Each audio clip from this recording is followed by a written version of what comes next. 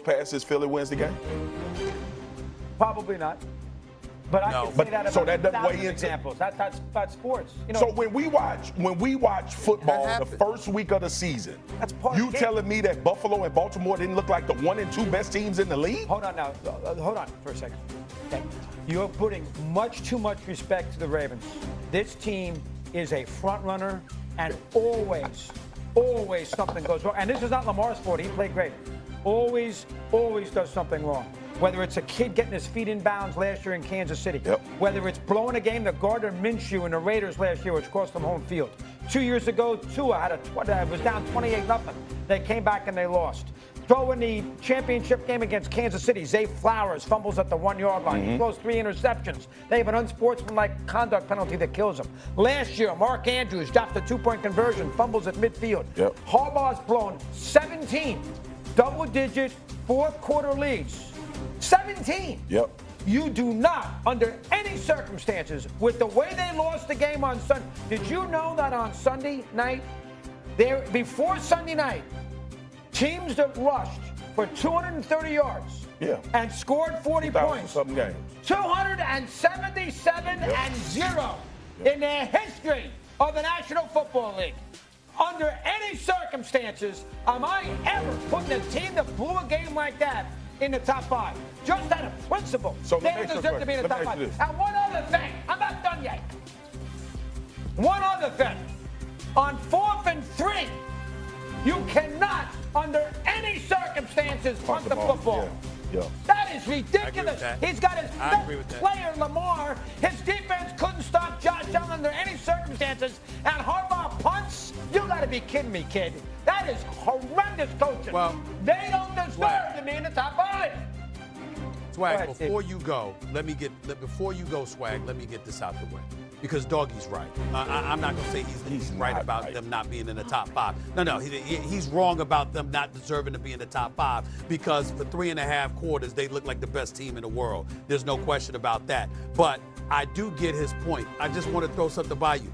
John Harbaugh arrived in Baltimore in 2008. Do you know, Swag, that since that time, the Baltimore Ravens have lost double-digit leads in the fourth quarter 17 times? Absolutely. 17 times.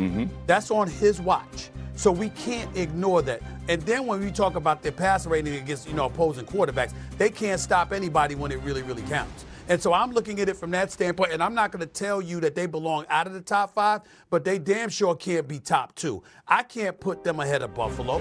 Not after Buffalo beat them in the playoffs. Not after Buffalo over the season that comes back from a 15-point deficit with 5 minutes left, and overcame a 15-point deficit and actually won the damn game. I can't do that, and I'm certainly not going to put them ahead of the reigning defending Super Bowl champions. We ain't doing that. Well, y'all living in the past. If you made your list off week one. This is if you made your list off week 1, the Baltimore Ravens and Buffalo Bills look like the best 2 teams in the NFL. I don't care what y'all say. They look like the 2 best teams. And you know why? How do you look like the best team when you gave up 40? Because Josh Allen You gave up 41 points. The best quarterback in the league was on the other side of the field. If they played Philly and played like that, if they played Green Bay, if they played the Chargers, and who else you had in the damn list, that's the rest of the 3. They'd have beat them by 20. You don't know that. You don't know that. Stephen A. You don't know that. We just brought it up. Jordan Love, Jalen Hurts, and Justin Herbert would have performed like Josh Allen performed, being down. You think that would have happened? Time out. Listen to what I just said. I just pointed out how the Baltimore Ravens have a penchant for getting in their own damn way. Stephen so A. the point is that listen to what I'm saying. When you point out how they have a penchant for blowing leads and giving up big plays, what we're saying is you can't rule out what any of those guys, Jordan Love or Justin Herbert or anybody else, would have done if the Baltimore Ravens have this penchant for doing that. That's their MO. It's who they're playing in week 1. If you turn the ball over late in the game as Bob Cousy, and y'all up in the basketball game, and Michael Jordan ass on the other side. It's different. It's a different, ain't it? Yes. So we talking about arguably the number 1 best quarterback in the NFL right now is Josh Allen. I agree. After week 1. I'm not denying that. So, Stephen A., how can you not account for the guy that was playing quarterback against the Ravens when that situation happened? Okay. Okay, well, let me throw it to you this way, all right? Let's go to the past just a touch. When we think about 3 and 5 in the postseason for Lamar Jackson, when we think about the 3 quarterbacks, hold on, listen.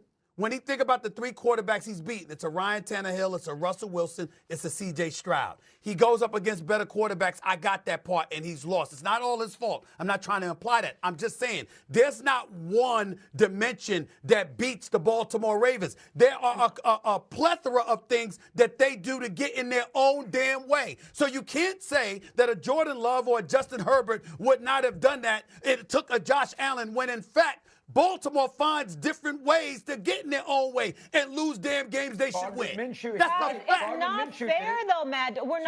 Mad Dog, we're not going into the past. This is week. It's week to week. You have to analyze the history of the franchise. No, you don't. It's week to week power rankings. So the history of the franchise is this. You can do that in week 1, For the past 2 years, they've been a top 3 team in the league. For the past 2 years. 2 years ago, they were in the AFC Championship. If we want to go history, should we add that in? The same year Gardner Minshew beat them. Would you have said they wasn't a top 5 team then? No, Minshew beat them last year. I don't. And where were they at the end of the season? Lost them home field. They lost to Buffalo. They were in the playoffs. Where was Gardner Minshew? He was with the watching the game. Fair. The point is, but it cost them home field. That's the point. It didn't cost them home field the year before. They lost games that year too. And they lost the championship game at home. And they lost the Pac. And they went to the AFC Championship game and couldn't score more than 10 points. Molly, I had to go there because they keep bringing it. I'm talking about week 1 when you look at the games. The Buffalo Bills and the Baltimore Ravens look like 2 best teams in the NFL. And I'm saying to you, your argument is worth it if we talk about week 7, 8, 10. No, week 1, damn. If you're looking at it and the pattern is the same and it's similar to what they've done in the past, you got a right to bring that up for week 1. Molly's sitting here with you talking about not bringing up the past. But all you got is the past because it's week 1. So the pattern,